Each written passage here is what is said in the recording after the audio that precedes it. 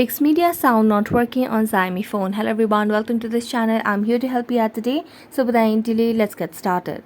So first of all, launch the settings application on your device over here. As you launch the settings application, all you need to do is simply scroll down over here. So let's scroll down and tap on the option of sound and vibration. So as you tap on it, you'll be able to see different sounds and volumes adjusted. So here you can see the option of media under adjust volume. So if your media sound is not working, simply make sure that you have toggled it on for the maximum sound over here. Then scroll down and make sure you have your phone not in the silent mode and not in the do not disturb mode.